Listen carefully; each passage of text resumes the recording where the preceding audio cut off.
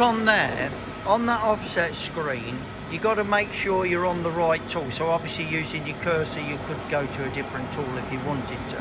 But we're going to press manual set, man set there, yeah. And that brings us to that screen.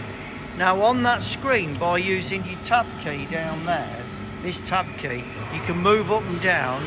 So it's moving there and it's also moving there. Yeah. So if you go up, now what we're interested in is diameter. So it's important you're on the right one. So you need to be on diameter, okay?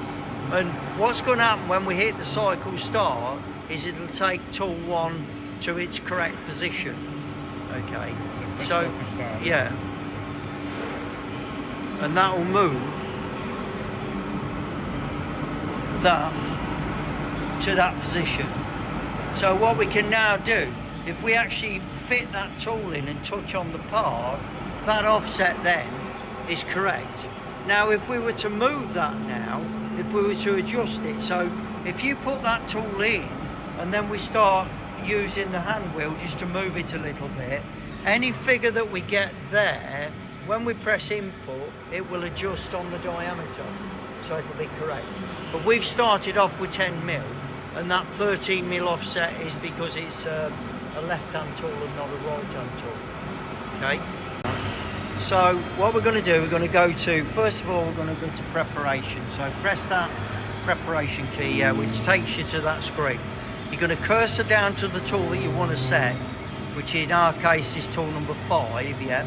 And then a cursor across to diameter using your tab key, yeah? So use your tab key to get there, yeah? Now you don't have to be on it there, but it just means that you won't have to change in the next screen. So the next thing you're going to press is man set, that man set, which takes you to that screen, and make sure that that yellow box is on diameter, okay?